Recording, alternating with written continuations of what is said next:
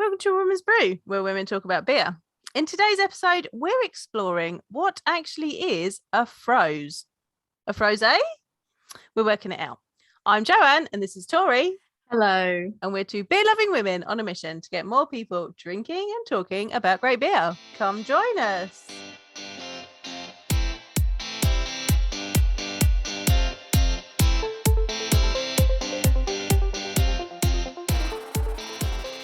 Well, is it Froz? Is it Froz-ah? Depends on who you're talking to Froz-ah? and what you're drinking. Froz-ah. Froz-ah. I've not heard Froz-ah before. I've heard people say Froz-ah, not heard Froz-ah. People say Gose, don't they? So yeah, sometimes it's based on Gose. Interesting tangent at the start of things. Like how, because I'd always say Gose. I say Gose. I'm sure I hear a lot of people say Gose. And I've heard German. I've been corrected by German people to say Gose, so I say Gose. Well, I was gonna say I'm sure like we could easily Google this, but like I feel like it's once in a blue moon I hear someone say Gose, and then I'm like, am I saying it wrong? Like, is it me? So yeah, feel free to DM and tell me like how you wrong. If you say tell me I'm wrong, but then if you're gonna tell me I'm wrong, back it up with what I'm wrong. Like, tell me where you've learned it from and who's taught you like how to say it. Because I think it'd be really interesting. I mean, even if you say Gose, like, where did you learn it from? Yeah. Brighton, tell us. That's nice. I feel like that would be really interesting to be like, do you say, before we even start, Gose or Gose? And where did you learn it? Go.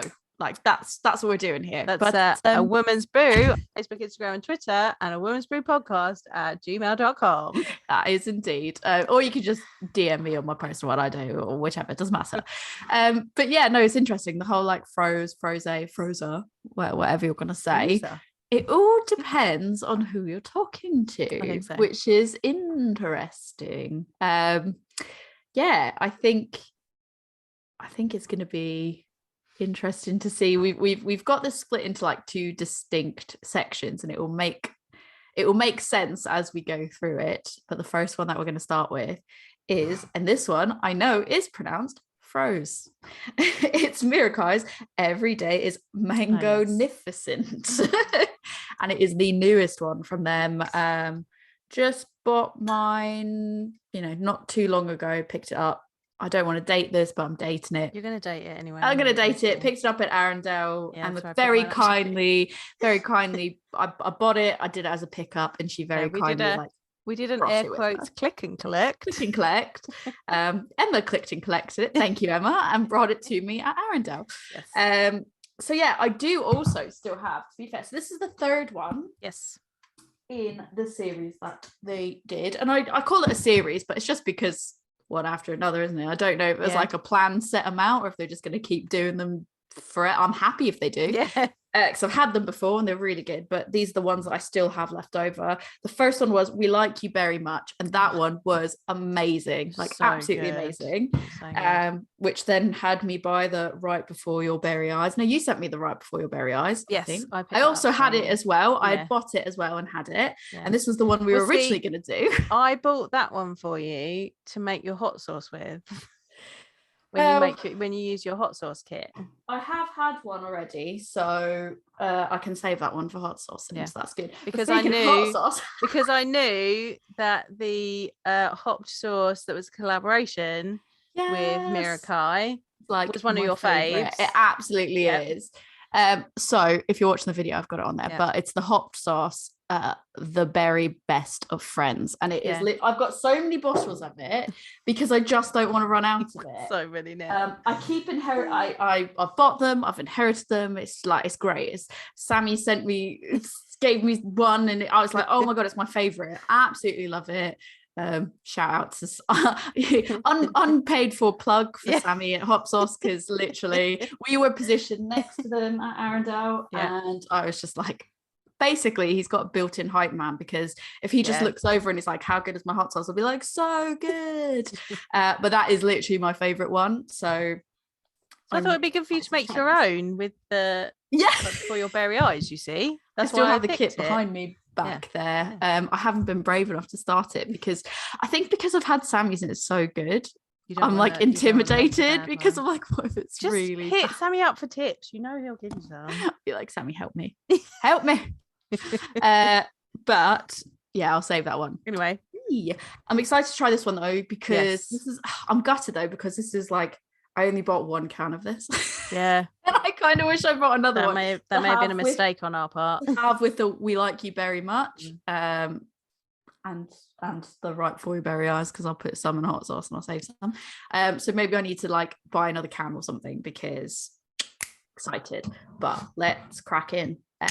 And then we'll talk about why it's froze.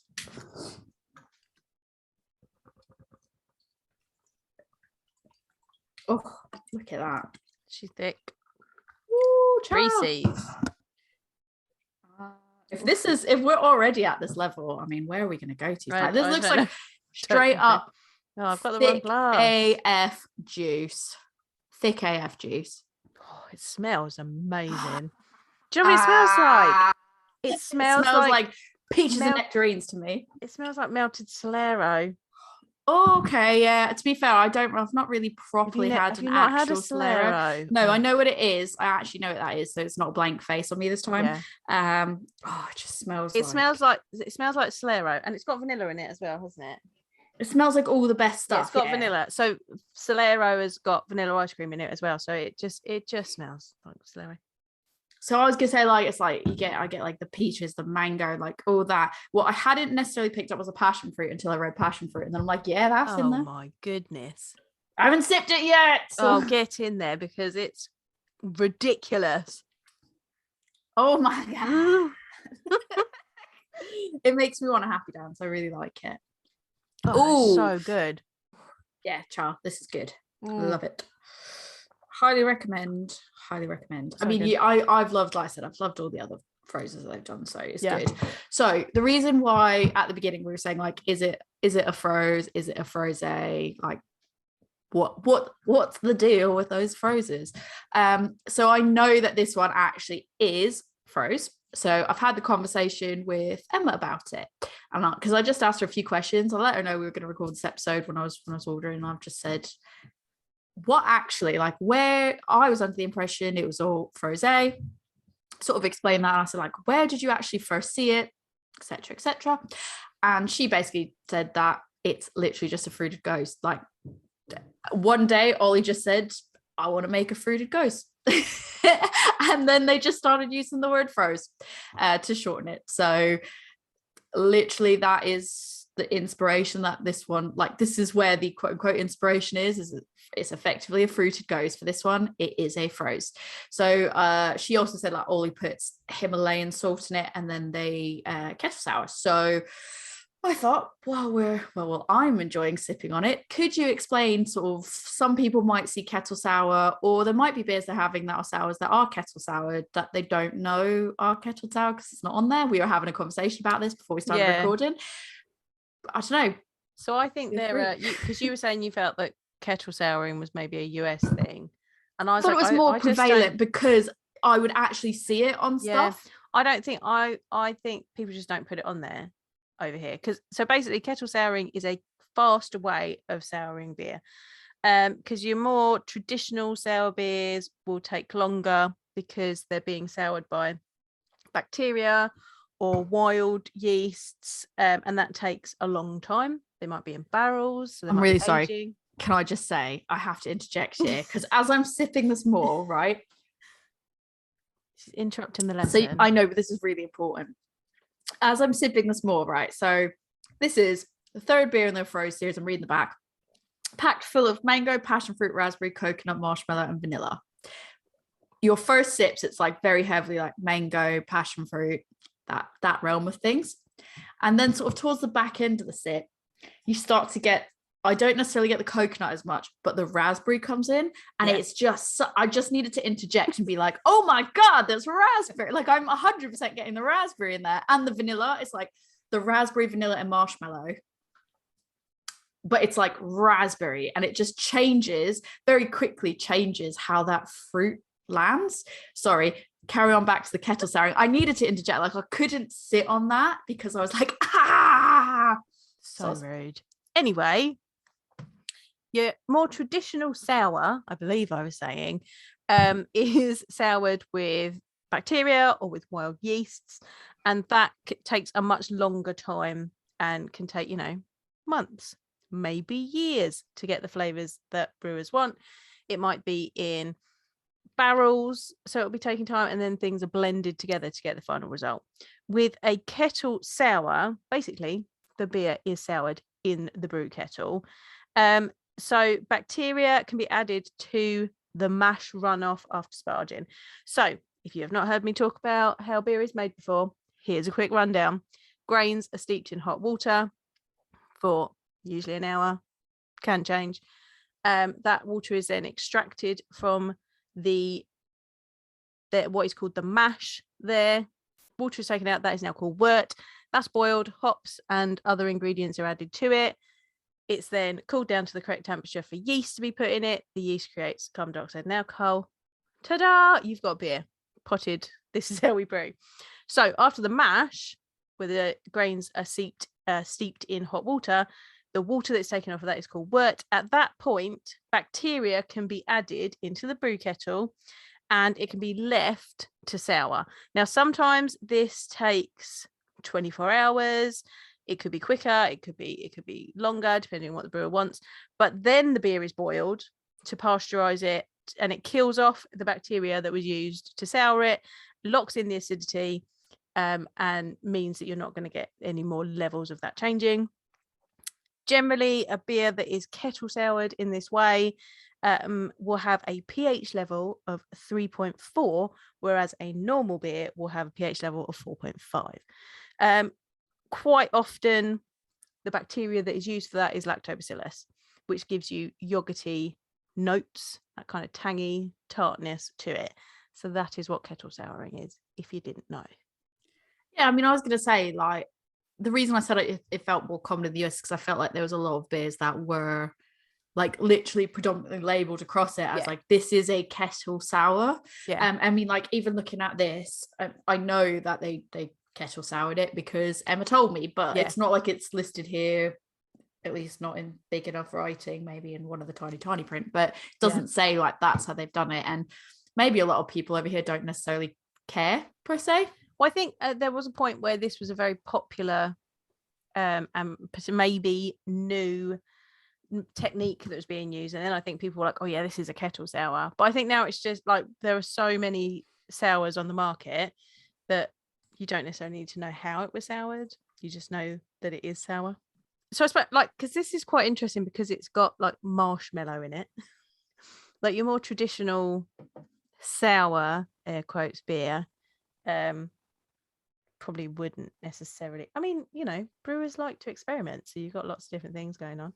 But your more traditional sour beers, just in comparison to these types of beers that we're trying today, are generally, as I said, fermented with bacteria or with wild yeasts, and it takes a long time.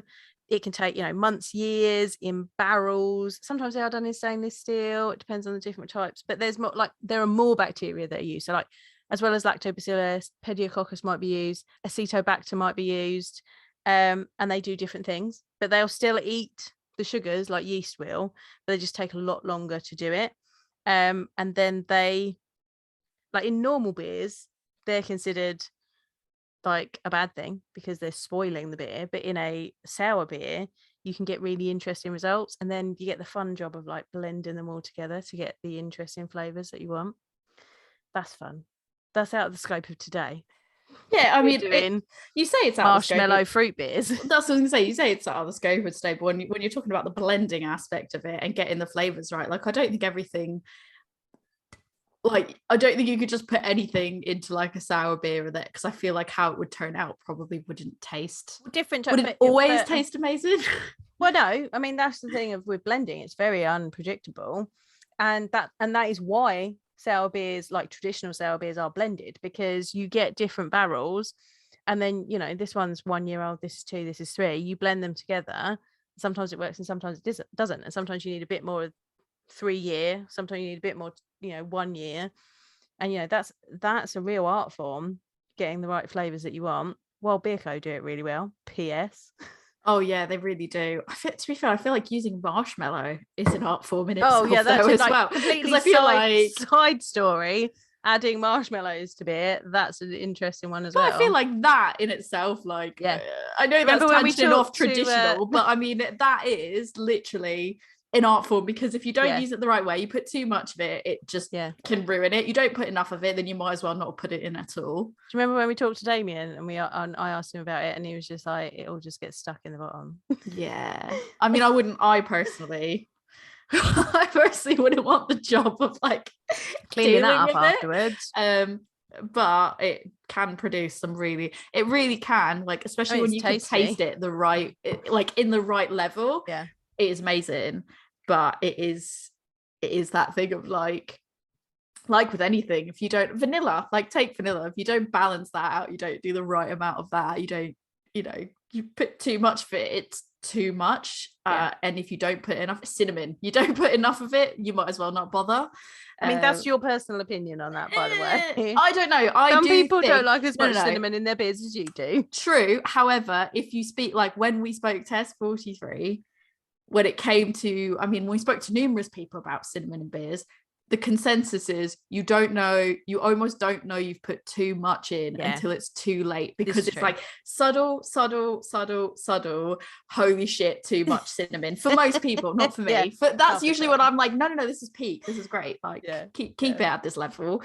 But it's just interesting when you talk about levels. There's nothing to do with souring beers, but it's all an art form of getting your levels of ingredients right, full stop. So right, so this is a Froz, because it is a fruited Gose, which I know we're going into normal Gose now, and it's going to be relevant for the normal Gose, but I can actually taste the salt in this, which is really nice, because I feel like even with a normal Gose, sometimes I can't quite taste the saltiness to like such a high level. It depends on the levels. I mean, so it's kind of, salt is a seasoning, so you're adding it to enhance the rest of the flavors, not necessarily to actually taste salt. And I did a little bit of reading up on fruited Goses and why, how that happens. And basically you make a regular Gose, which we'll talk about in a moment, and then you just chuck a load of fruit puree in it. So I mean, does that stand sort of across the board when anyone says, like, fruited sour or fruited Gose or fruited anything? Is that pretty much just chuck a bunch of fruit in it, and that's what makes it fruited? Fruited, you've added fruit to it, like fruited puree, like fruit puree. Like macerated means that it's been on top of actual fruit. There's different ways of doing it. You can add bits of fruit into the fermenter or barrel or whatever. You can add tea, you can add puree, you can add zests. But I think for a fruited Gose, potentially, fruited sours, a whole bunch of pureed fruit has just been chucked in it. I've done this, I've tested this out. So I tried chucking it in before you start fermentation. Didn't work quite as well. I like primary fermentation to be finished, and then I chuck it in. It starts again because obviously there's more sugar going in. So the yeast is going to go, oh, hello. I thought I'd finished that, but no, there's some more. And so, and you do want that fruit to, hopefully you want that to be fermented out, because otherwise you can end up with exploding cans. You've got to be really careful. And that gives you, I think that gives you the best flavor, and you get like the true flavor of the fruit. It also depends on the fruit. Like some fruits are harder to get the flavor out of right away. Cherries, it takes quite a lot of cherries. Imagine like grapes as well have to be like one of those fruits that have to be like particularly that might be, rather than putting the actual puree in, you put the juice in. So like orange, you could put lemon, lime, you might put the juice in rather than the actual fruit. I mean, you can do, depends on you'll get different results every time you put it in a different way. I found a recipe for a fruited Gose from Big Timber Brewing Company in West Virginia. And they, in 900 gallons, they put in 450 pounds of strawberries. Sorry, everyone, this is in American. I mean, I get it. 150 pounds of blueberries, 100 pounds of blackberries, 100 pounds of raspberries, 1.5 pounds of vanilla beans, 11.5 pounds of coriander seeds, 20 pounds of lactose, and 6 pounds of salt. And that's in their berry beer, which is a fruited Gose. 6 pounds of salt is like 6 pounds of salt. Like average, but on the small side of average, of like a child's weight, like a newborn baby's weight. Right. Like that just is of salt. Just of salt. Like just to put that into perspective, like that's how much I weighed when I was born. And like that's all the saltiness in that. Meaning that's a great comparison there. All the saltiness. Right. It is that is insane. That is insane. Yeah. But that was on a kettle sour base as well, just so you know. Interesting. It's crazy when you say like 400 pounds of this fruit, 450 pounds of strawberry, and that's just one fruit. Yeah. How does strawberry come out? Like, I reckon strawberries, if I had to hazard a guess, I feel like strawberries would be one of those types of fruit as well that you would need to have a lot of. Yeah, I feel like strawberries probably don't come out as easily in the taste as you want them to. Like, if you want them to have that strong natural like strawberry taste, I imagine that's probably quite hard to get. Although saying that, I had the Brewing collaboration with Full Circle, and it was called Tea, and it was from their birthday ones, and it was like an afternoon tea type one where it was like strawberries and cream, and it was amazing, first of all, and second of all, it really got that like strawberry taste in it. And so I just wonder, like, did they have to use like flavoring for that? Did they actually put I don't remember, because I don't even think I looked at the can. I was in the middle of playing Dungeons and Dragons or something, and I was like literally just drinking it, and I took a sip and I was like, oh my god, this is amazing. And I imagine that's just such a subtle and not subtle but more of a delicate flavor to try to get right. And it literally, I was like, strawberries. Like, just generally in like just like, you know, cooking and stuff, strawberry is a more delicate flavor. Yeah, cherry takes its time to develop. Raspberries are kind of like, hey, we're tart. hey, we're here. We're raspberries. Yeah, cool. Speaking of them, then before we learn any more about them, speaking of Gose, we have got Memoirs of a Gose. This is cherry blossom Gose, so it's not a straight Gose. No, it's got cherry blossom in it. Does it say? Does indeed. Sour it's got sour cherries salted and cherry blossom. Yeah, because I was going to say this one technically was listed as a fruited Gose, which is why I picked this one. So yeah, it's got Cornish sea salt in it. Yeah, not only that, it was brewed with not just cherries, not just cherry blossoms, but it was brewed with Japanese salted cherry blossoms. Oh, that's exciting. That is exciting. Right. Yeah, a bracing kiss of Cornish sea salt. I like that. I drank Goodh / Wild Woodman beers Cornish sea salt Gose the other week. I had the mermaid's kiss, that's the one, and it was delicious. Can highly recommend that. Oh, she foamed me. Yeah, I was gonna say she foamed me. I've got it in a good glass. Oh, well done. I've not got one of those. I thought I'd be on brand today, I think. Yeah, this colour is gorgeous. The head is even like red. A very pale. I think the head is this like very pale pink colour. Yeah, she is cherry red. Yeah. With a pink kissed head. Yes. Ooh. She smells nice. It smells like cherry blossom. I do think it's a much more like delicate like aroma to it though. It's not anything like when you go to the Mangonificent. That's like punch with like fruit, and I love it. I'm smacking you around the face with mango. Here for it. Yeah, I'm here for it. I love it. But this one is definitely a lot more like subdued and gentle, very subtle, but still really gorgeous. Because it's fruity, but it's a delicate type. And it's slightly floral. Yeah. Oh, before we learn about Gose, I'm gonna have a sip.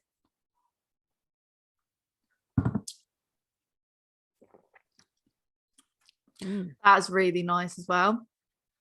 it's much because it's like, so this is like, it's not so quite smoothie like. It's light. And I quite like that it's light. It's kind of like a rosé wine.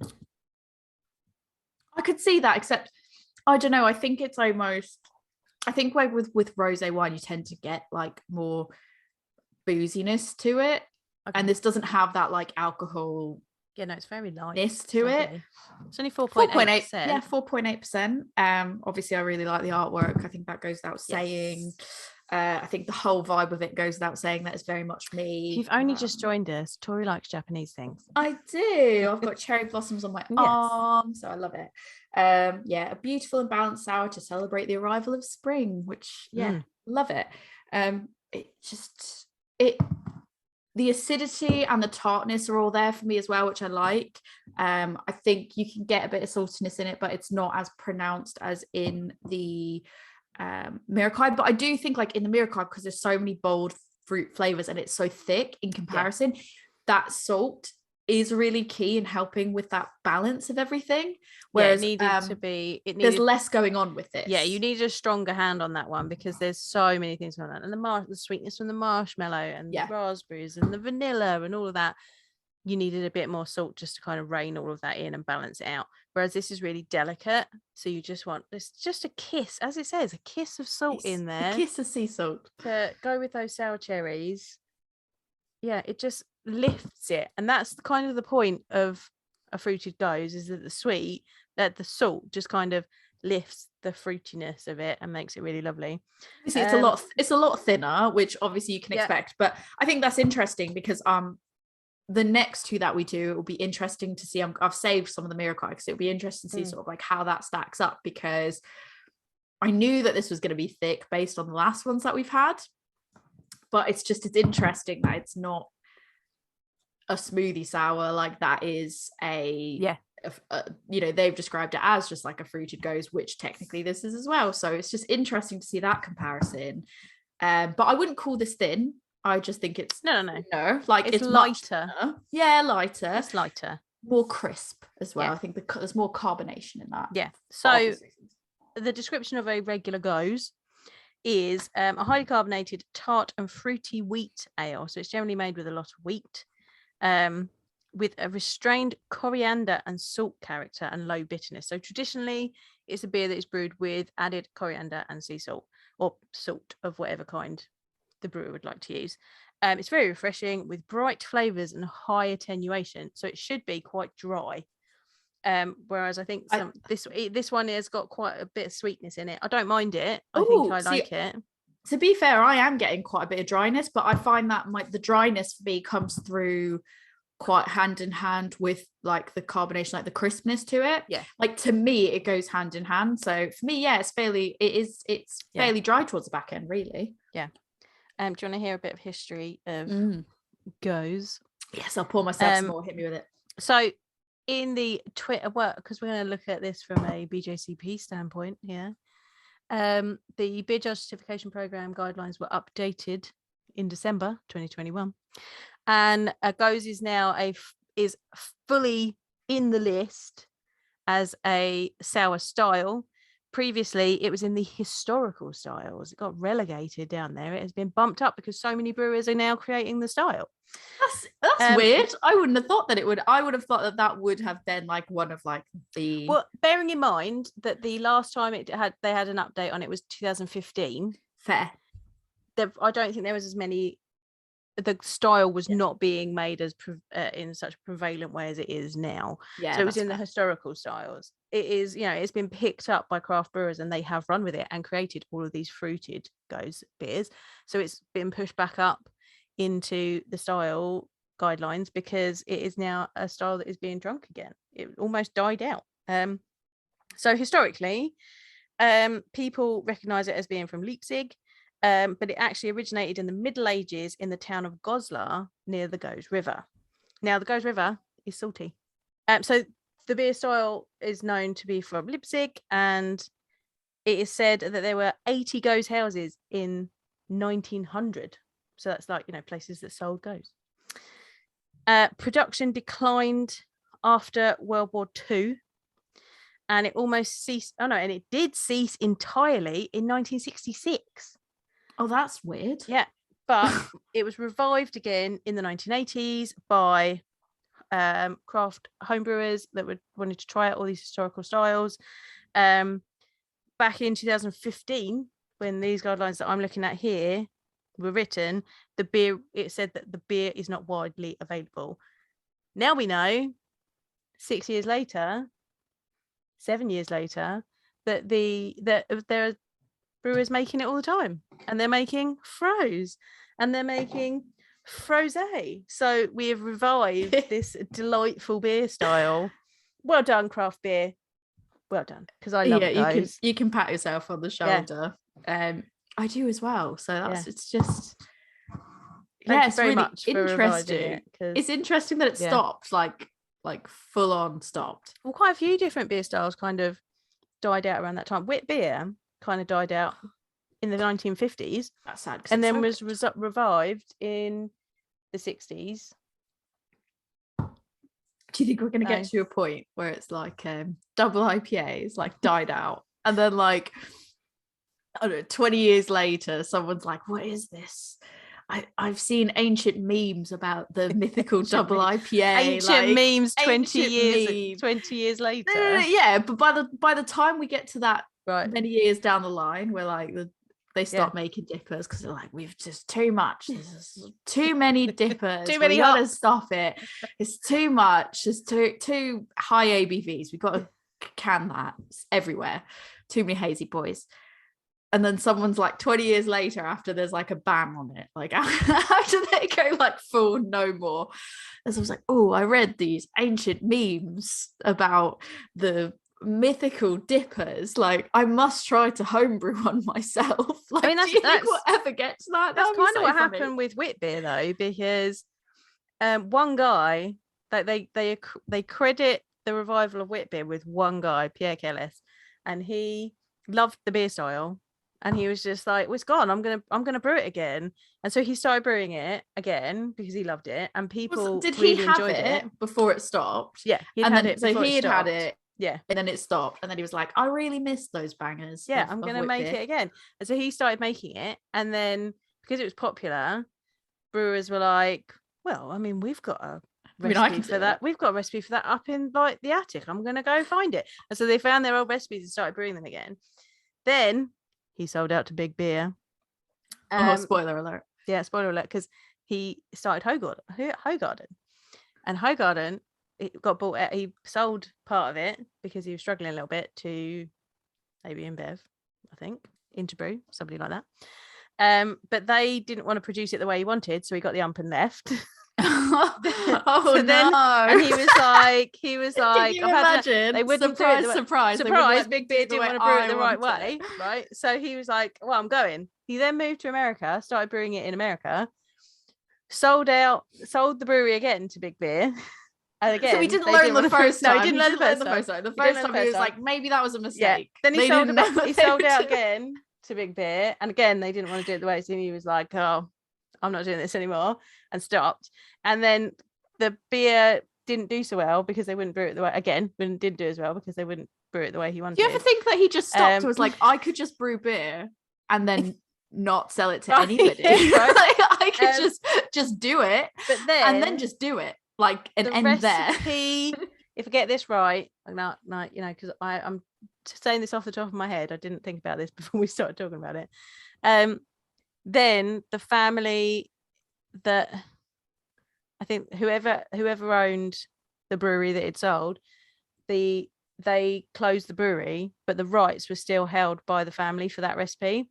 So they got the recipe for wit beer back, and him and his daughter started brewing it again. So he managed to get it back. I hope he learned the third time. Yeah, fool me once. I think his daughter's twice now, so she's like, no more. Fool me 3 times and you've made a fucking mistake. Like that is you can't get fooled 3 times. Like that is. I bet his daughter was like, after the second time, like, why? What are you doing? Yeah. Why? And then he's like, I'm leaving, and she's like, if you want to stop me, and they're like, no, like we're just gonna carry on brewing. He's like, I'll just go start another business. And then Anyway, tangent about historical beer styles. That's a fun tangent. I like that tangent. That was a good one. Yeah. But yeah, I think going back to it, like, I mean, this one is definitely like the saltiness is there, but it's not as like it's much more present. subtle. And you can definitely tell the difference between the two of them. Like there is a difference between them, mainly. Like I think the Froz from Merakai is leaning more towards like the smoothie with the thickness, but I love it. Like I love them both in different ways. Yeah. I feel like if I was really full, I don't think I'd be able to have the Froz because I'd be like, oh, I'm full already. It's like it's like a lot. It is lovely, but it is lovely. It's like literally like I love it. I feel like that would be one that we could been on a bit, but if you've been in on a bit of a sesh, like you'd be like, oh, it's gonna fill you. And up. if you were mixing that with like impies and stuff, you'd just be like, oh, don't do that. That sounds horrendous. But I do feel like on a nice hot day, you could, if you're like, oh, I really want like a ice lolly or something like that, or like when we did the slushies, or like that, I feel like that would just make such a good slushie. Yeah, I'd love it in a slushie machine. I think I know that's sacrilege and people hate that, and they want to thwart creativity. Sometimes you can have a little bit of fun. Did you see there's an anti-fun parade? Did you see that Wildcard were doing Sundays with their beer? In what festival. way? So they had a stout, a coffee stout. Yeah. They had the coffee stout. They put a scoop of ice cream in it, and then they like put a float. No, they weren't doing it like a float. They were putting more ice cream in it, so that it was like more like an ice cream with like a sundae with the stout in it. It looked fun.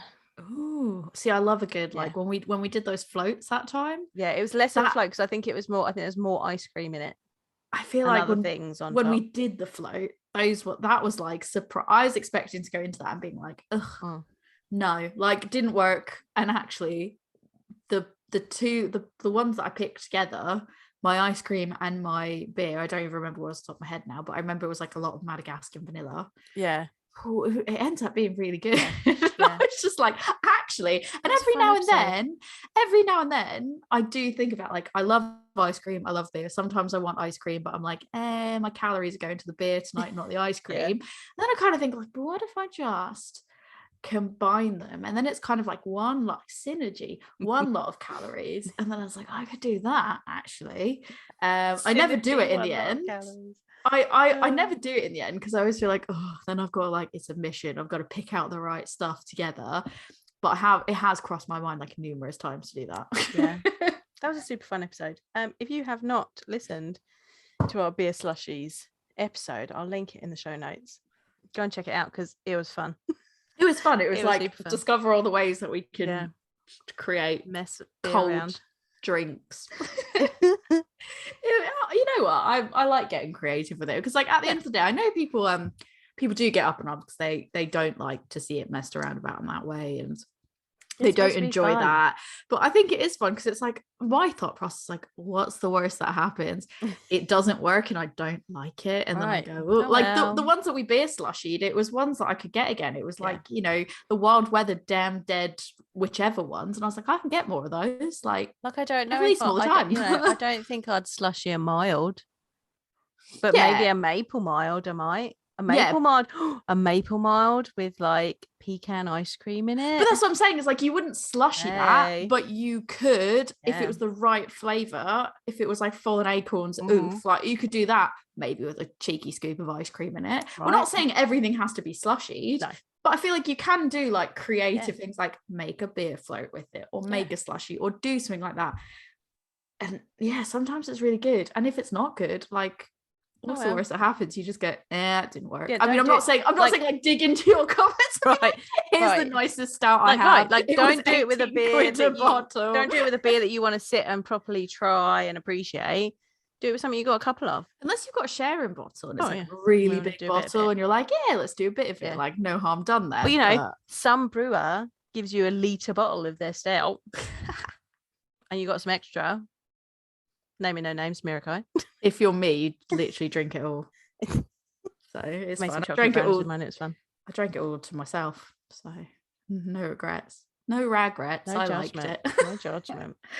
So before we move on to the next bit, thought it would just be interesting to sort of highlight one or two beers that you can actually get that kind of fits the criteria of what we've just spoken about. So I know that one beer that you can order now that does use a kettle sour base is called Millions of Peaches, and it's from Hackney Brewery. And this sounds amazing. Like, I shouldn't put in another order because I'm about to go on holiday, so I'm like, I really shouldn't, but it sounds I genuinely did amazing. a little inventory of the beer stash and I was like, oh no. I have that, and it's not particularly pleasant. But I read you this because it sounds good. It's a 4% peach and basil sour. I'll say basil. I'll say basil for the British. Basil. I would normally say basil, but I'm saying it for you. So 4%. Love the name Millions of Peaches. It's great. It says, you asked for it, so we made it an extended annual release of our annual favorite, Millions of Peaches infused with basil and a heavy load of sweet peaches accentuated with a sharp kettle sour base. Get it while you can. That sounds like the peaches, the sweet peaches with like basil infused in it. That sounds so good. Interesting in a sour. I was like, that sounds incredibly interesting to me. I'm also singing now. Yeah. When I was looking for it, that came up, and then I started singing it to myself, and I was like, great. We're not going to sing it because we don't want to get copyright strikes. But yeah, that sounds really good. So that's like an example of if you wanted to sort of try a kettle sour or kettle based sour. So there's that. And then for a fruited Gose, triple fruited Gose would be probably the best with us. So literally North regularly have triple fruited Goses out. I feel like if they're not known for their triple fruited Goses now, like, what are they? I was going to say they always have one out, and I think I can't remember. I've got one right over here, actually. Speaking of, I was going to say, do you? I do have one right here. This one is raspberry Jansen and lingonberry. I don't know how to say it. I don't know how to say it either. Yeah, that one. Stigbaguettes. I bet that's not how you say it. Literally, that is the one that I had pulled up as an example because I know that you can physically get that right now. I bought that at my local bottle shop a couple of weeks ago. Support your local bottle shops, everybody. It's their collab with a Swedish brewery, and that's why I was like, I know that what I'm saying is not the right name, so I'm not going to draw it out any harsher than I have to. And basically North Brewing Co's triple fruited Goses are just yes. They are chef's kiss. I think the one I had at, I think it was Bristol Craft Beer Festival last year that I got. I don't know if I got it there or if I got it. Yeah, I think I had it at Bristol, but they were serving it, I also think, at Bigfoot. And Alex from Full Circle was like, you need to try this. And I think it was their triple fruited Gose. It was one of the triple fruited Gose, and it had cinnamon in it. And he was like, you need to go and have it. It's amazing. And when I did it the weekend, when I went to go find it, they were sold out. Oh no. But I had it at another, they had it on like at another festival, and I was like, I finally have it. And it was so good. But then as I was looking for ones, this one's sold out, so I'm really sad. But they did a collab with Gypsy Hill, which is a triple fruited Gose, white peach and jasmine. Nice. And I was like, I love white peach. They use white peach every now and then, actually, so keep your eyes on them because they use them every now and then. White peach, absolutely love it. So that also, can we just address how you have everybody that knows you trained, but if they see a beer with cinnamon in it, literally have to buy it. We have to tell you about it. Like, literally, I was sat talking to someone at the weekend when I was at a tap room, and I was like, I need to go buy that beer for my friend because it's got cinnamon in it. And he was like, really? I feel like there aren't that many beers with cinnamon in. And I was like, no, but whenever I find one, I have to buy it for her. I have to tell her about it because you say every beer with cinnamon in it. This is not a joke. It's not a drill, and it's not a joke. This is the real deal. At Arundel, I'm fairly certain as trained. Well. I'm fairly certain as well that Ollie from Merakai. Yeah, he was like, hey, there's this beer and it's got cinnamon in it. Tori, you want to try it? All of us. He was like, everyone. That's it. Podcast listeners, that's it. You're now indoctrinated into the cinnamon cult. If you see a beer with cinnamon in it, you have the cinnamon challenge. This is the new cinnamon challenge. This is going to be the short. We're going to indoctrinate everyone to send your cinnamon beer reviews to Tori Pell. I don't think buy all the cinnamon. I don't think I ever processed that before. Literally everyone tells you about beers with cinnamon. They're like, oh my god, this one's got cinnamon in it. Right. And I'm fairly certain, like, Tori, where's Tori? I've got a beer with cinnamon in it. I love that because, like I said, I'm fairly certain, like, Ollie came back and he was like, I had this apple pie. It was an apple pie sour, and he was like, the cinnamon's like, there's a lot of cinnamon in it. You're gonna like it. Yeah. And then they took it off. And they took it off. And then someone, who was it? Someone walked past and was like, "It's back on, by the way, if you haven't had it." And literally beeline for it. Who was it? Was it? I had it when it was first on. Oh, you wanted it first on, so I missed it. Yeah, I think you missed it. Booch didn't get me one. And who came past? Somebody came past and said that it was back on. Was it Martin? I don't know. Somebody came back past and went, "That apple cinnamon one's on," and I went and got it. Because she didn't make sure that I got one. I did. I think I got it again. To be fair, I think I sent Rick to go get it for me. I was like, "Can you go get this?" And you were like, "Yeah, it's fine." I think you still had a drink. And I think like, "I'll get it later." I was like, "Oh, it's fine. I'll get it later." And then it was gone. But I had it the next day, so it was okay. You were amazing. I also had it again the next day. I think I finished on that. It was great. Yeah, that is hilarious. But yeah, white peach as well. So if you want to let me know anytime there's white peach or white grape, I really like start a list. So. Beers I have to find for Tori if I see them. White peach, white grape, cinnamon. Not all together. Not necessarily, unless it's interesting. Sure? Right, breweries, please brew a white grape, white cinnamon, white grape, white peach, cinnamon beer.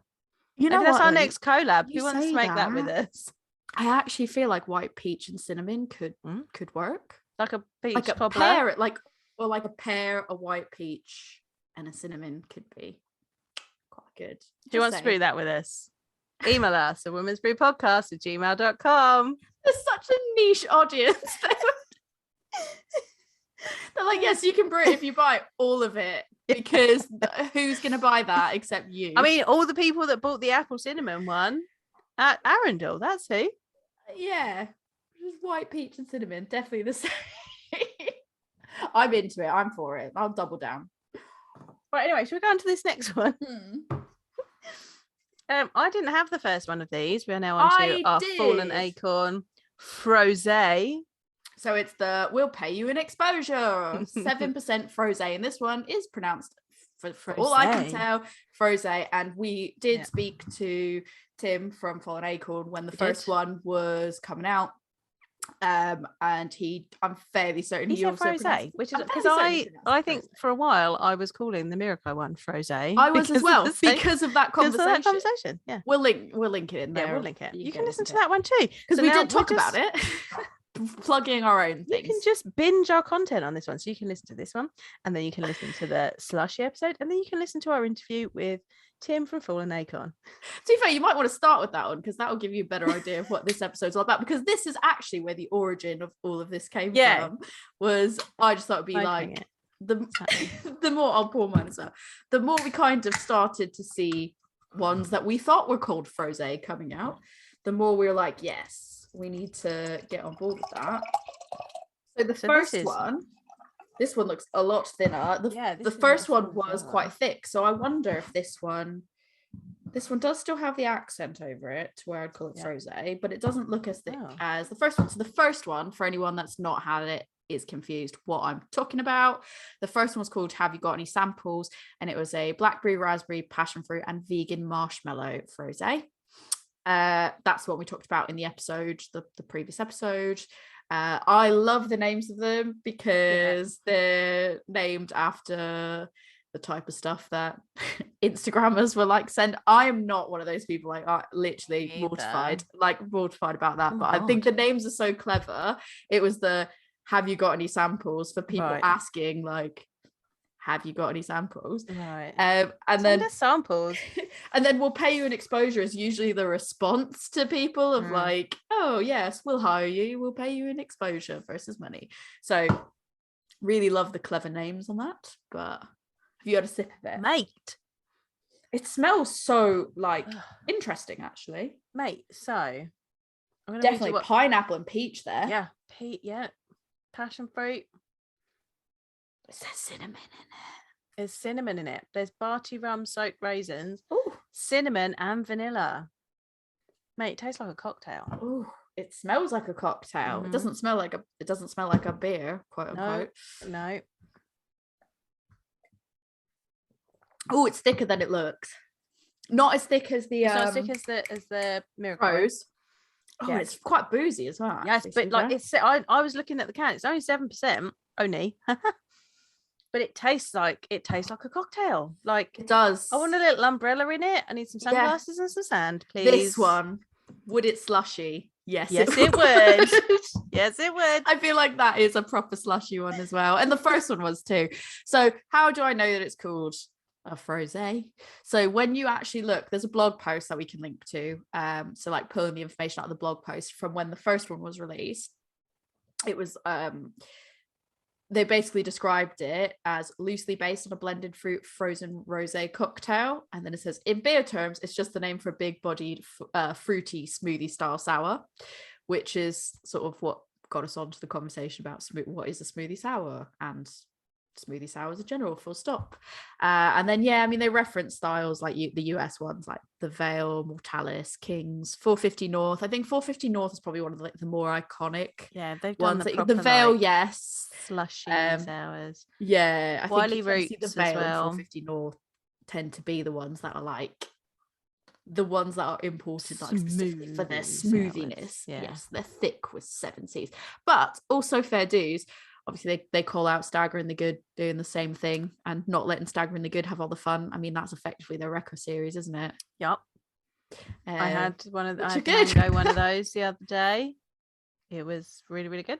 Yeah, they are thick boys. Yeah, I had to clean it So we're going to date it. This was when we were at Arundel. Again. Several people came over for a beer and I was like, you want me to clean that glass out? You just had the glass Drekker, haven't you? Yeah. It was clear. Yeah. I mean, yeah, there was no getting away guessing from that beer. Pretty much. Like, I'm going to clean your glass out before you have this stout, IPA, black IPA, white stout. Just like, I almost get a bit of, this sounds really weird, but I almost get a bit of like banana in it. But there's no banana in it. So I don't know if it's just the way the fruits. It might be the combination because this pineapple is like pineapple. Because I was gonna say it's definitely I definitely get pineapple. I wonder if it's the rum. And I definitely get the peach. Well. And I was gonna say I wonder if it's the way the passion fruit is mixing with it, as well as like the rum and the booziness that is kind of bringing out more of like a banana taste. I really like it. Yeah. I mean, obviously I think it could use more cinnamon because it says cinnamon on the can and I just think there should be more of it. But she didn't even know that. I did it until I read cinnamon. And that's the point, is now that it says cinnamon, I'm like, give me cinnamon. But I know that not everyone wants that. And to be fair, with the flavors, I don't think the cinnamon. No. This is the one time that I'll say is I don't think when you think you've had enough cinnamon, go more. It's going to work. Because I think it's too, the tropicalness just wouldn't work with the cinnamon if it was too like much. Cautionary tale, this is very sweet. I like it. I like sweet things that are sweet, but if you're not into like very sweet things, you really get the dried fruit from the raisins, I think. And that's like amping up that level of sweetness. Although saying that, like it's not like syrupy sweet where you're like, oh, it's like rich, like that level of sweet. It's just a dried fruit sweetness to me, quite a high level of dried fruit sweetness. Basically just pouring a bit more of it. I kind of take back what I said about it not being as thick as the other one. Down the bottom. I think it's that thing of like, it does say on the can, roll can before drinking. We missed that bit.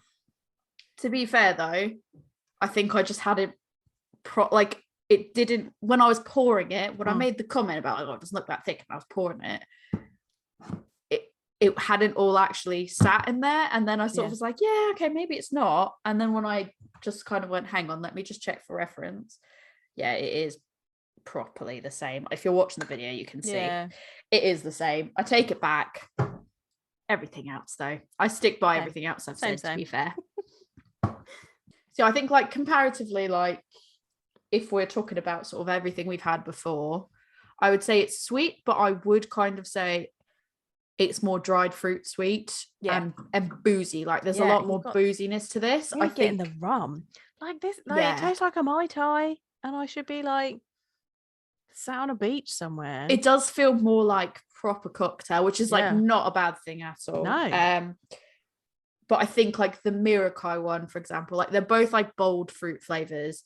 I think the Merakai one is sweeter in like a marshmallow and fruity sweet, like normal fruity sweetness. This one's sweeter in a dried fruity sweetness. This is a sneaky gateway beer.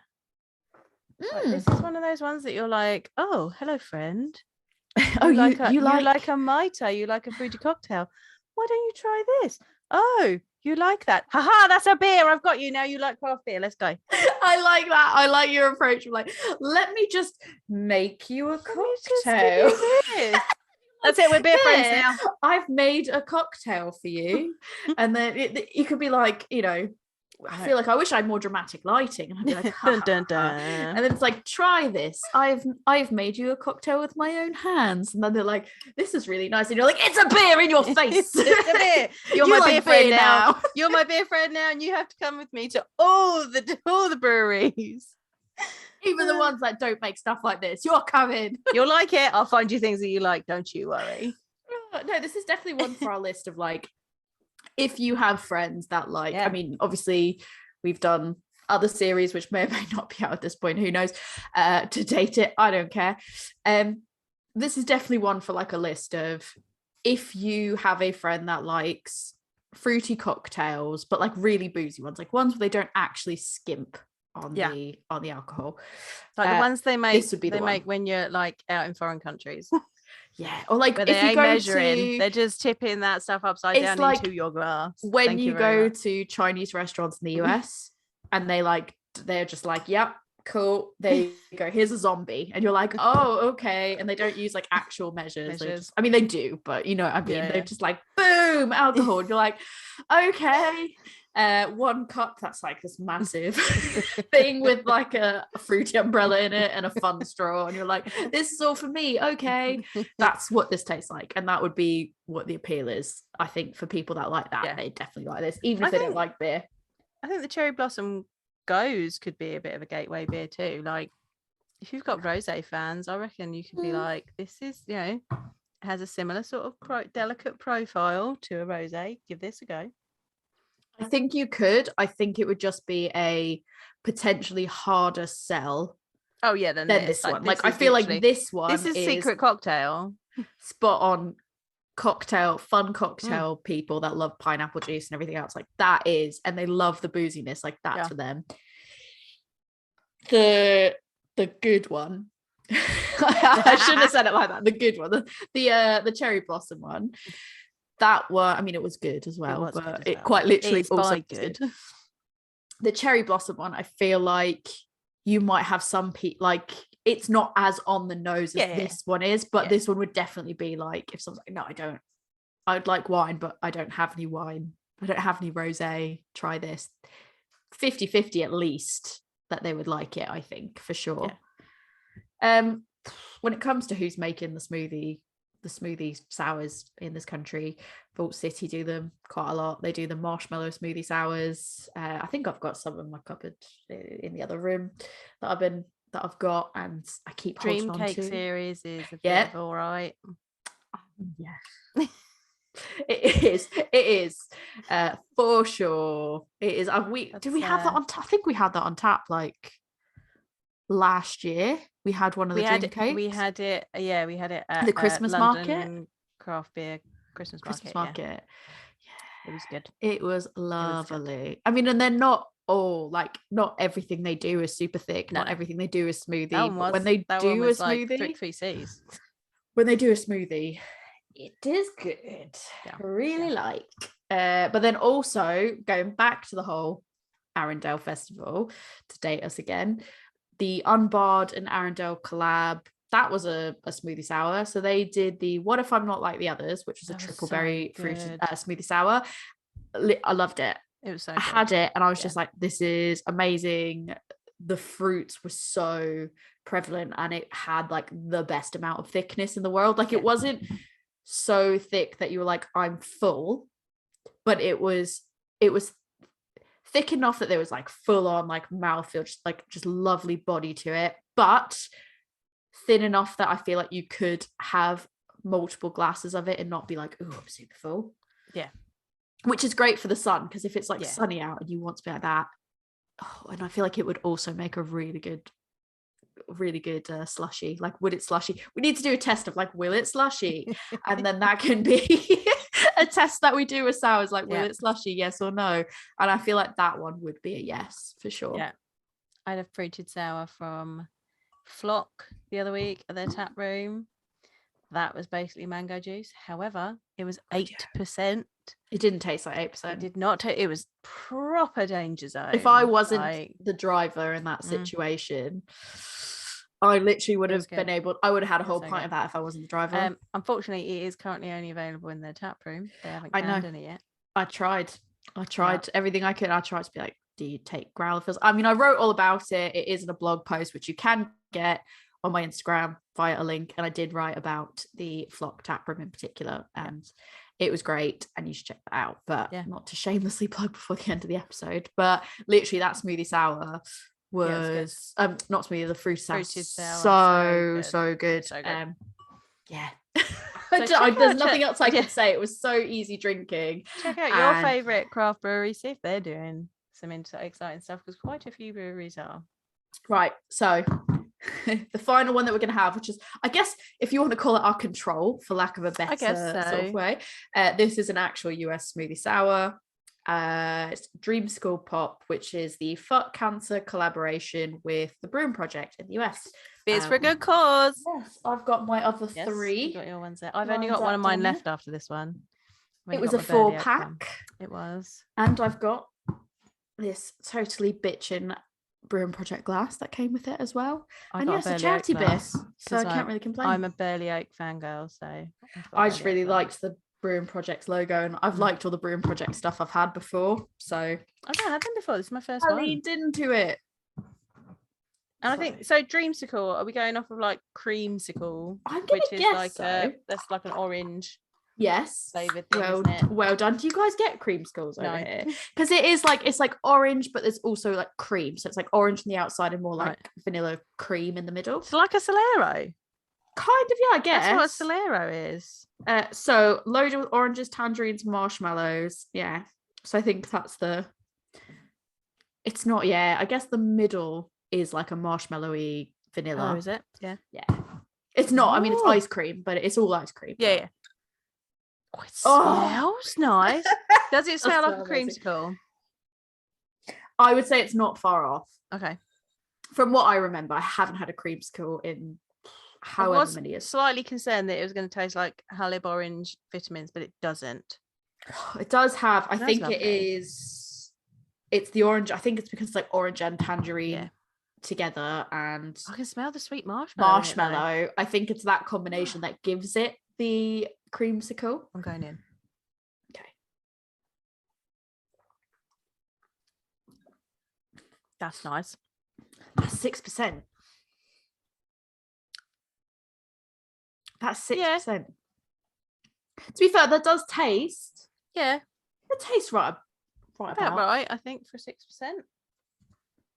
It's lovely though. That I really like that the marshmallow just kind of lifts the orange and tangerine. I really get like a lot of the orange zest to it. I feel like that comes through. It's I'm gonna like zesty. Liken it to, if I can like give you a visual of what I get when I taste this. Yeah. It's like when you have a clementine or something and you're like peeling it apart, the easy peelers for people in this country.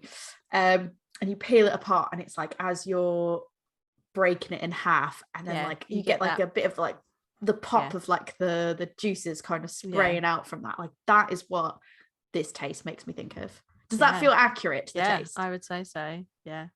It is very zesty with a couple of Zs. I feel like comparing the two, it actually doesn't taste as thick. Yeah. I mean, it's still like quite full. Yeah. Quite full bodied. Yeah, it's not a thin beer by any means. It's not thin, but I feel like this would be like 2 Cs. Well, this would maybe be like 1 C. Well, Fallen Acorn is about 2.5 Cs. And Merakai is the full 3 Cs. Yeah.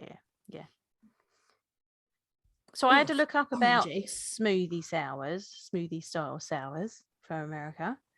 I found an article in craftbeer.com, from January 2020 for about Wiley roots, because they seem to be attributing this style to Wiley roots. I don't know how accurate that is. Let us know if you know any different, listeners. Would love to know. But they had found that they were doing like fruited kettle sours, and that for quite some time, since 2015, they were saying their customers were saying that they wanted more fruit in the beers. And they put some beers through a slushy machine, and found that people absolutely loved it. So I agree, this would be good in a slushy machine. It'd be good in a slushy machine. So then they started kind of developing beers to go through the slushy machine because people really liked it. And then they kind of combined the people wanted lots of fruit, so you're going to get a thick, fruity, smoothie type beer, and then being able to put it through a slushy machine. And so they created these fruit smoothie sour beers. Now, pretty much like we were talking about with our Froz-ahs and our fruited Gose, it's just a kettle sour beer that they've chucked a lot of fruit in. So they're all pretty much similar of how they're made and what their makeup is. However, one thing that we will note with a lot of these American ones is that they have a lot of unfermented fruit in them when they can them. Oh. So they are telling people that you've got to put them in the fridge right away because they might explode and then you're going to end up with beer everywhere. You might want to get them in the fridge, girl. They've been sat out there for they've been sat out here. Yeah. Wow. Because this is a slight problem, because obviously with fruit comes sugar. If it's not fully fermented out, your beer may not be shelf stable, and then you get exploding cans. So do be aware of that if you buy some of these beers. However, they're pretty delicious. Talking about the whole exploding can situation, so I think a lot of people say, oh, it's irresponsible to produce beer that is exploding, and you should know better. If you're a professional, you should know better. There's a lot of criticism that comes when you have a beer that is, because not to minimize, someone could properly get hurt by it, because some of them properly explode. But I have seen people have quite a harsh stance on where they sit on that side of the fence of is it acceptable, is it not? And it's because you should write off a brewery that does that. How do you feel about that? There are means that breweries can go through to make sure that their beers are shelf stable. If you're going to be I don't know whether it's fair to put that onus on the person that's taking the beer home and be you've got to make sure this is cold all the time. You should be giving out a product that is shelf stable. Also, it's out of their control in a way as well, because it's you don't know if you're buying it from someplace that doesn't cold store. Maybe you don't even know that, because if you're buying it from an online shop, and you may not even know they don't cold store, and that's already I've got a box of beers coming from that are going to be American beers, and the first thing that people said was if you're going to buy these, they need to go in the fridge as soon as they get to your house. So it's kind of you're oh, okay, there needs to be some sort of control on that, surely. Yeah, I think, but at the same time, I very firmly feel I would, I said, putting this out there, because I would definitely say, and I've said it in group stuff, I think if it's something that's a one-off and it happens once, I'm okay, maybe you've never had this issue before, or this one slipped through somehow, whatever. I think I'm more forgiving if you have one in every blue moon. Maybe you had one year, and then but if another your stance year is, and I think this is the thing with some of the American breweries, their stance is, mate, this could explode, so you better get that in your fridge straight away. Yeah, that's a different story. That's different, because that means that you're not creating beers that are shelf stable. Yeah, that's a different story. So what I'm more thinking of is the ones over here, you had Staggeringly Good, I can say it. It's not slander. Their first one that they did, happened, the first Drekker, that exploded, and then people were really cautious of the other Drekkers. And I don't think anything happened with the other Drekkers. I think it was literally just one Drekker. I think they worked it out. They worked out what they needed to do. And they were oh shit, that was our bad sort of thing. Yeah. I mean, it happens. And I think but I saw people react quite harshly to that, of like, well, they should know better and all this, and I won't buy from them because I don't, I saw comments like that, and I was kind of thinking like, oh, for me, if it's one that's gone off, I like, okay, I'll, that's, and they record it and they put the information out there, and they got people to bring them, like send them back and be careful. I feel like they did the right. I feel like they did the right things. But if it's a lot different if you're doing it. If you're straight off the bat going, this is now your responsibility to make sure you keep this cold, because otherwise it's going to explode. Like, that's not on. It's a weird thing, isn't it? It's because there's like sort of two sides to that coin where, because then you're going to get people to go, oh, well, always keep it cold. You should always keep it cold, for sure. And then you're going to get the people who are like, yeah, but you buy raw meat and to put that in the fridge. Like, you don't need to be told like, oh, you need to make sure you keep this in the fridge to keep it fresh. But that's not going to explode on you and kill you. Like, or harm you. I mean, if you eat it after it's been out, it could harm you. It's that weird situation, isn't it? It's like there's sort of two. I can see both the arguments. That is like, on one hand, you'd be like, well, everyone should have it in the fridge, if but you've left meat out or something, it's going to smell funny when you go to do it. When you go to do it, a beer, you won't know. It's just going to sit there and could explode. It's a ticking time bomb, isn't it? Right. You're not going to know that something could happen to that. So. But yeah, I just thought that was quite. I just thought it was just interesting while we were talking about that to sort of ask how you felt about that, because I mean, it's quite controversial. I think for me, like I said, if it's a one-off, fine. If it's an all the time, like literally, no, I don't think that's every release you have of that style, and you haven't learned. I think if you are buying beer, it should be safe. It should be ready to drink. Like, you might buy extra things because you want to age them, but when a beer is put out, it should be ready to drink. It's just, I feel the same way about, when they're it's like when it's green and it's like green, I'll leave it. Like, they shouldn't have released it. But then they shouldn't have released it then. Yeah. If your beer isn't ready to drink and it's not safe for somebody to take home without it exploding all over their kitchen, you shouldn't be releasing it. No, I would agree. I mean, I think if you have one, I guess, that you haven't been storing properly, and we're talking about it's crossed past the BBE and everything in the fridge. No, exactly. Well, I mean, it's like, okay, that PSA. That kind of argument, you're kind of like, well, you've had it for 6 months, a year, however long, and it's been fine, and then maybe the temperature, you've kept it in your kitchen and the temperature is quite hot in there, or it's starting to get warm out there, people. Yes, be careful. It is indeed. Unless you are looking to redecorate your kitchen. Oh God, I have had beers explode, and like, I will tell you, I had one in a cupboard. Oh, it's not fun. No. You hear something that's like, and then all of a sudden you're like, oh my God, like, is that a shotgun? Sorry to everyone's ears, I just broke, but it's like, literally, Joe, if you can lower that, please do. Yeah. But it's like, you're like, oh my God, is someone got shot? Like, no, I live in the UK. That's like, okay, what's happening? Mine, and then was like, you should, where possible, you should always try and keep your beers in a fridge so they are cool, or they should be in like a cooler place.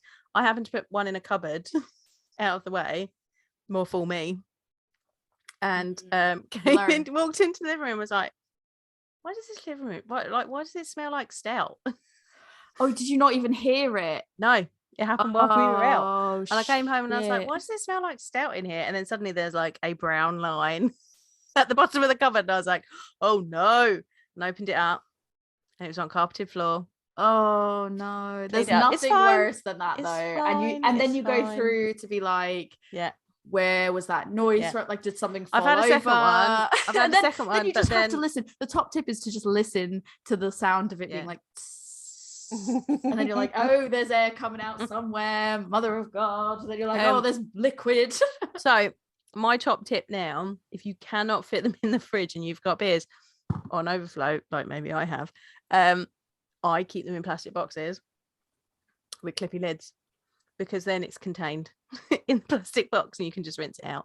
We're not condoning not keeping them in the fridge. No, like, no one's going, don't keep them in the fridge. No, keep them in the fridge. I unfortunately have too many beers and they don't fit in the fridge, so some of them have gone in plastic boxes. Put them in plastic boxes.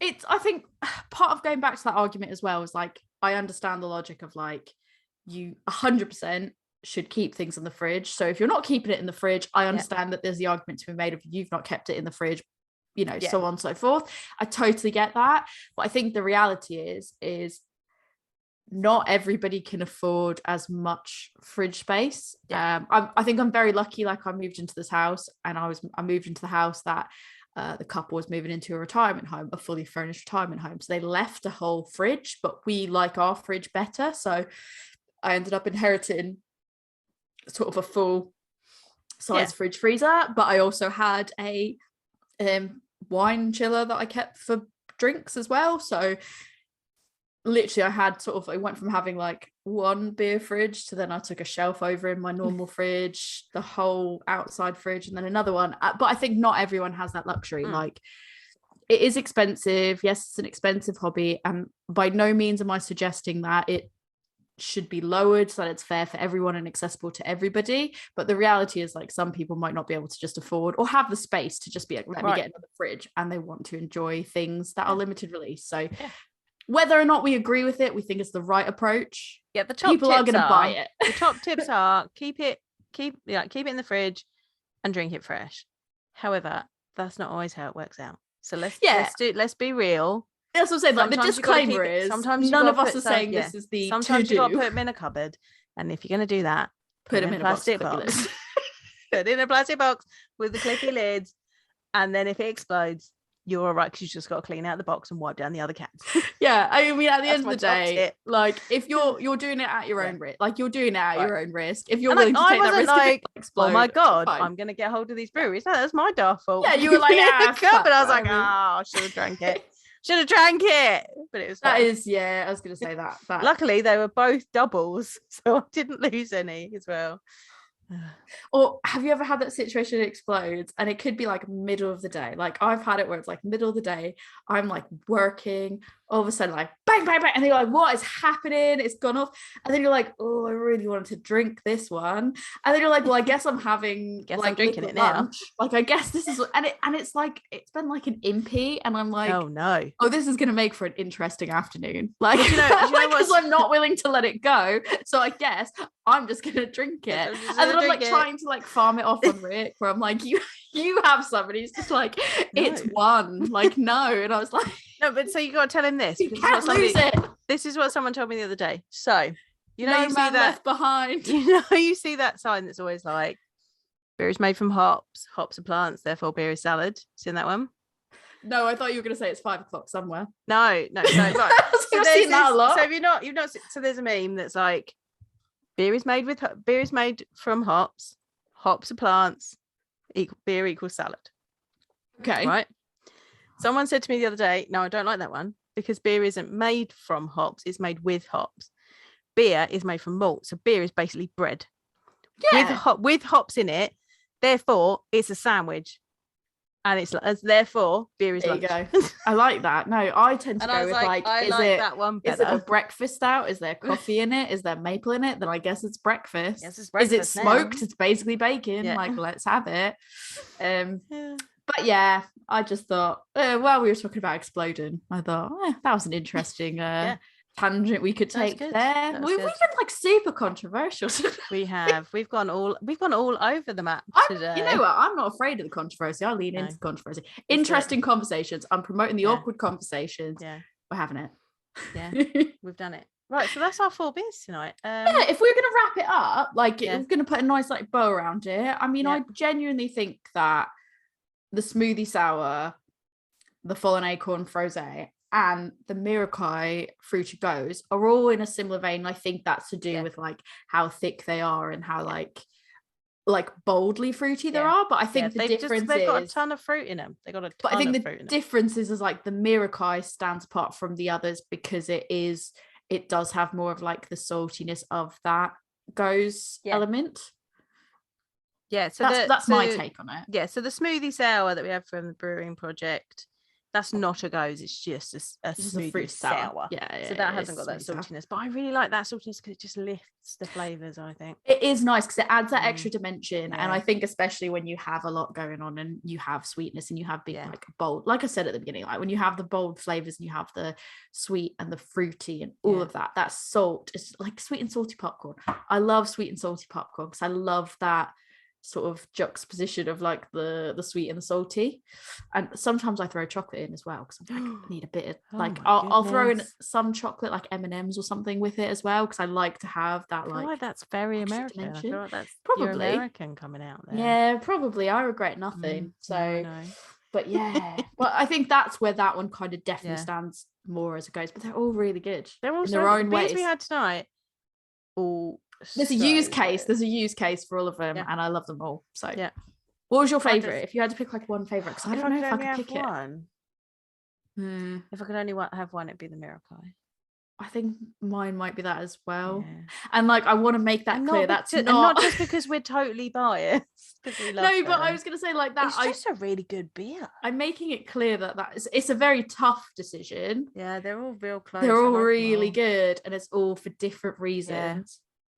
But I think that saltiness, that's adding the extra dimension for me, is what sets that like a little bit more. Yeah. But all of them are really good, and it's a really tough decision. If you can get any and all of these beers, please do it. Yeah, unless you don't really like fruited beers, and then don't do it. Episode's not been for you, and I apologise. You've probably but not really. So hopefully you stuck around for the controversial opinions. Yes. Yes. Tori, if people would like to share more controversial opinions with you, where could they do that? Yeah, you can do that on Instagram at adventures_in_optimism. So from there, like I said, shameless self-promotion earlier, you could see the blog. I actually wrote something. I actually gave a shit to write something, and I'm going away on holiday soon, so the intent is to write something about where I am on holiday, which I'm not gonna say at the moment, but that is the intention. I started with Flock. Go check it out if you get a chance. I wrote a whole bunch of stuff that I imported from my other blog, but that's the new one, and that's what you got. So yeah, Joe, if people want to talk to you about the exciting thing that's coming up, which is potentially already passed by the time this episode comes out. I think by the time this comes out, it'll already have happened. If you want to talk to me about exciting things, places, exciting news, places we might be, like the podcast show. Talk to her about what happened at the podcast show. Yeah, talk to me about what happened. That will have happened at this point. Because it's probably already happened. Then you can find me at my beer school, which is Love Beer Learning. We're on Facebook, Instagram, Twitter, TikTok, and Pinterest. I generally hang out on Instagram, but I've got some fun TikToks, so go and look at those as well. We also have a website, which is lovebeerlearning.co.uk, and you can email me at lovebeerlearning@gmail.com. I did put out my monthly TikTok. I've put out a monthly TikTok. It was when you're tired from Arundel Festival. Yeah. Go see that. Yeah. Link. It was good. In my Instagram. And if you want to speak to us as a collective for the podcast, you can find us at A Woman's Brew on Facebook, Instagram, and Twitter. And you can email us at awomansbrewpodcast@gmail.com. Send us your ideas. What do you want us to look at? What beers do you want us to do next? Who do you want us to talk to? If you're a person that we want to talk to, tell us that we want to talk to you. Yeah, tell us that we need to talk to you, because we would love to have you. So on that note, and don't forget, you can support us on Patreon. Patreon.com/lovebeerlearning currently.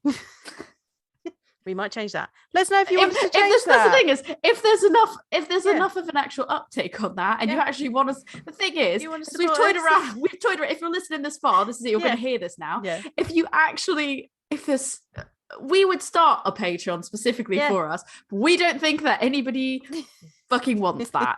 So if you want to support us, want to see it, tell us actually what you'd want on Patreon for us to offer you. What do you want? Early access? We'll make it happen. T-shirts. Is early access not good enough? Do you want stickers? Yeah. Do you want stickers? What do you want? Do you want to have like a whole Twitch stream of me just ranting to you live in real time? Monthly drink alongs. I don't know, things like that. Anyone wants that? So we haven't set it up. So if you do want it, let us know. And we might set our own. Might set one up just for the podcast. At the moment, we don't think anyone wants it. So anyway, on that note,